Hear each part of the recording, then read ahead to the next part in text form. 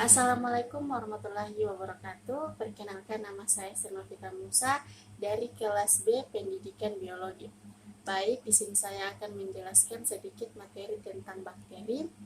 Langsung saja, bakteri merupakan suatu organisme yang memiliki jumlah spesies paling banyak, mencapai ratusan ribuan dan tersebar luas dibandingkan dengan organisme lainnya.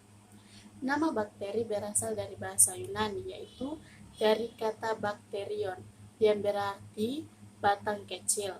Bakteri merupakan makhluk hidup prokariot yang banyak hidup bebas dan ditemukan di lingkungan seperti tanah, udara, air, debu, dan terdapat hidup di dalam tubuh tumbuhan, hewan, dan manusia.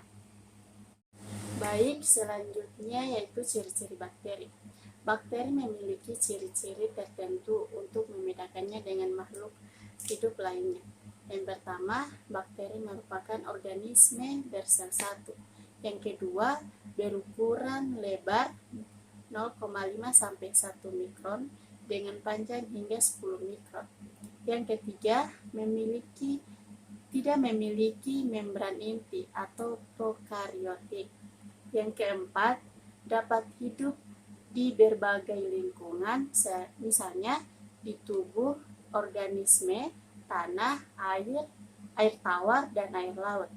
Yang kelima, kandungan kromosomnya haploid.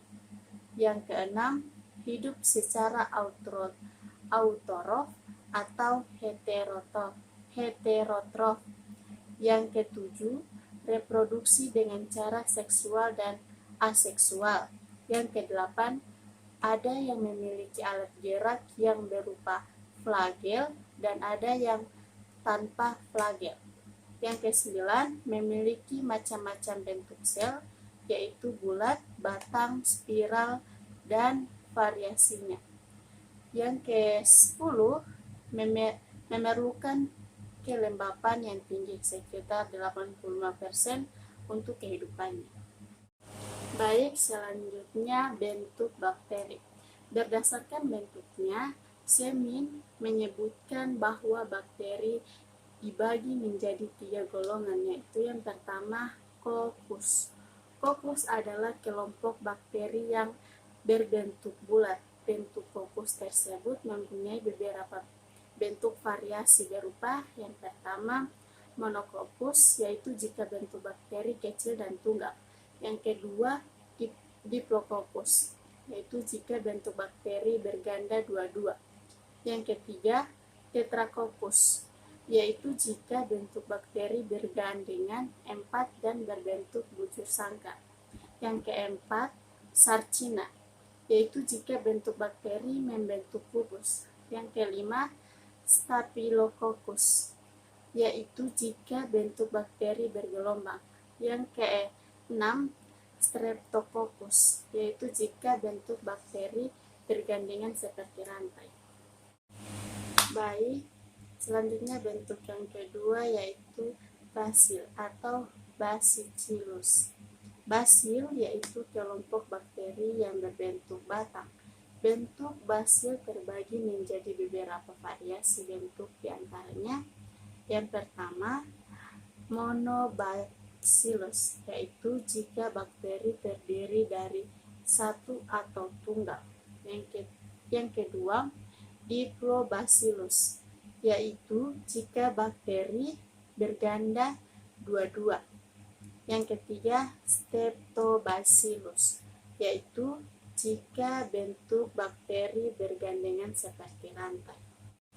Selanjutnya bentuk yang ketiga yaitu spiral atau spirillum. Spirillum yaitu kelompok bakteri berbentuk spiral atau lengkung dan mempunyai bentuk variasi sebagai berikut. Yang pertama, vibrio, yaitu jika bentuk bakteri seperti koma. Yang kedua, spiriral, yaitu jika bentuk bakteri lengkung lebih dari setengah lingkaran.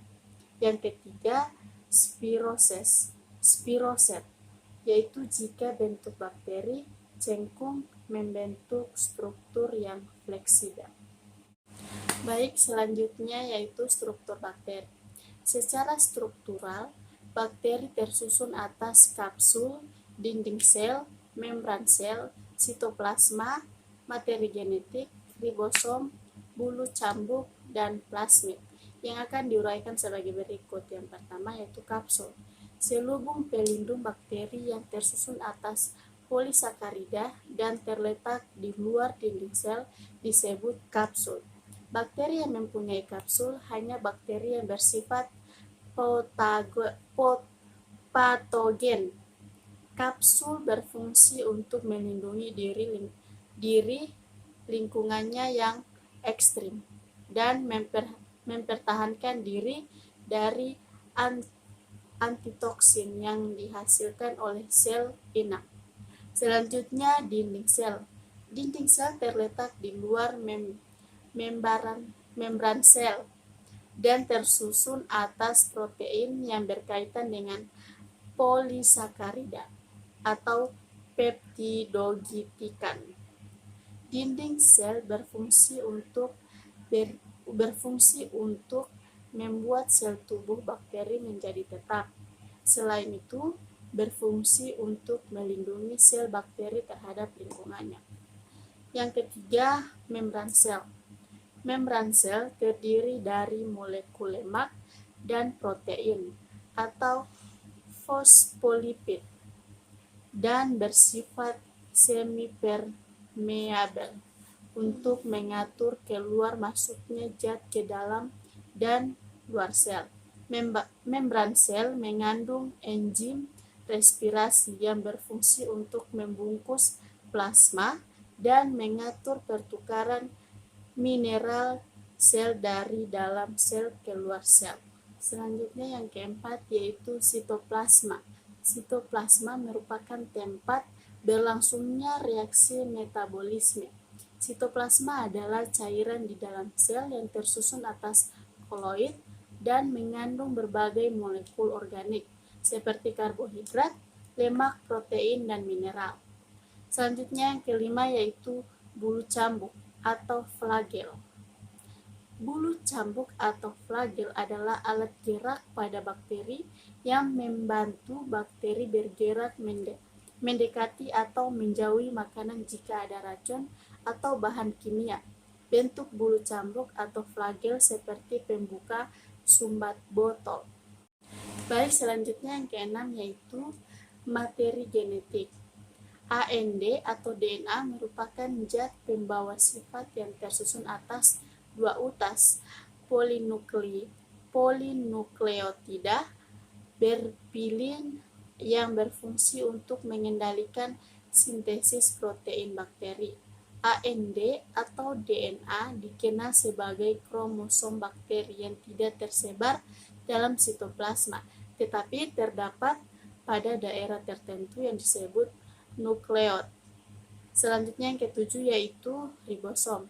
Ribosom tersusun atas protein dan berfungsi dalam sintesis protein. Ribosom terbentuk seperti struktur kecil yang melingkar jika dilihat melalui mikroskop. Selanjutnya yang terakhir yaitu plasmid. Plasmid berbentuk sirkuler dan terletak di luar DNA kromosom. Plasmid mengandung gen-gen tertentu, misalnya gen patogen dan gen kebal antibiotik. Plasmid berbentuk sirkuler dan terletak di luar DNA kromosom. Plasmid mampu memperbanyak diri. Dalam satu sel bakteri bisa terbentuk kurang lebih 10-20 plasmid. Baik, selanjutnya yaitu reproduksi bakteri.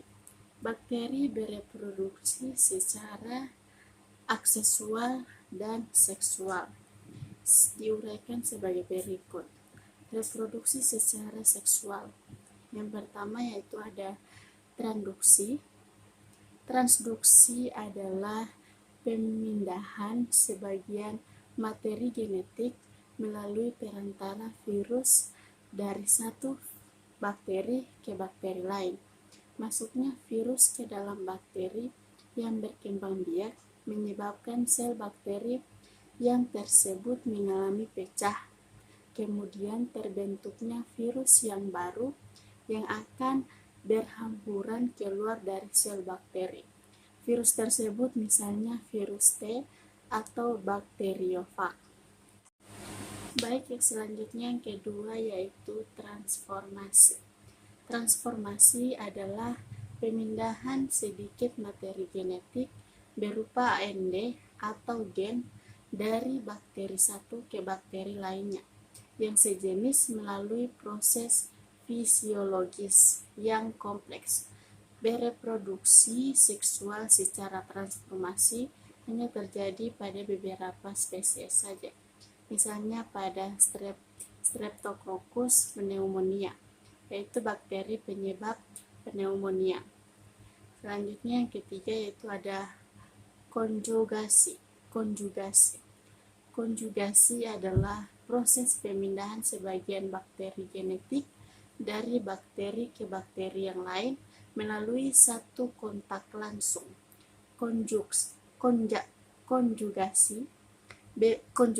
merupakan proses perkawinan antara sel kelamin jantan dan sel kelamin betina dengan adanya rambur halus pada permukaan dinding sel kelamin jantan yang dapat berikatan pada satu tempat khusus di permukaan sel betina. Contoh, bakteri yang bereproduksi secara konjugasi terjadi pada bakteri gram negatif dan Pseudomonas. Baik, selanjutnya yaitu reproduksi secara aseksual. Perkembangbiakan secara aseksual bakteri adalah dengan cara membela diri. Hal ini dapat berlangsung melalui 3 fase, yaitu fase yang pertama, sitoplasma terbelah oleh sekat yang tumbuh tegak lurus. Fase yang kedua, tumbuhnya sekat akan diikuti oleh dinding melintang. Yang fase ketiga yaitu terbentuk 2 sel baru yang identik. Bakteri akan membelah menjadi dua sel anakan, dari 2 menjadi 4, kemudian seterusnya. Setelah terbentuknya dinding sel, maka pembelahan biner tidak akan terjadi. Bakteri atau membelah diri setiap 15-20 menit dalam kondisi yang ideal. Selain mampu berkembang biak secara cepat, pertumbuhan bakteri juga dipengaruhi oleh faktor suhu, sinar matahari, kelembapan, dan zat kimia. Baik, selanjutnya yaitu cara hidup bakteri. Cara hidup bakteri yang pertama yaitu ada heterotrof. Heterotrof adalah kelompok bakteri yang tidak bisa membuat makanan sendiri, dibagi menjadi parasit atau hidup pada inang, dan saprofit yaitu atau menguraikan sampah organik. Yang kedua yaitu ada autotrof. Autotrof adalah kelompok bakteri yang dapat membuat makanan sendiri, terbagi menjadi fotoautotrof yaitu membuat makanan dengan bantuan cahaya, dan kemoautotrof yaitu membuat makanan dengan bantuan senyawa kimia sebagai sumber energi. Baik, selanjutnya yaitu peran bakteri bagi kehidupan manusia. Itu ada peran yang menguntungkan. Itu yang pertama ada Lactobacillus casei, itu pembuatan keju. Yang kedua Streptococcus lactis dan Streptococcus cremoris, yaitu pembuatan keju dan mentega. Yang ketiga ada Lactobacter, yaitu pembuatan nata de coco. Dan selanjutnya peran yang merugikan, itu ada 2. Yang pertama Mycobacterium tuberculosis, yaitu penyakit TBC. Yang kedua ada Clostridium tetani, penyakit tetanus. Baik, itulah sedikit materi bakteri dari saya. Sekian dan Terima kasih. Wassalamualaikum warahmatullahi wabarakatuh.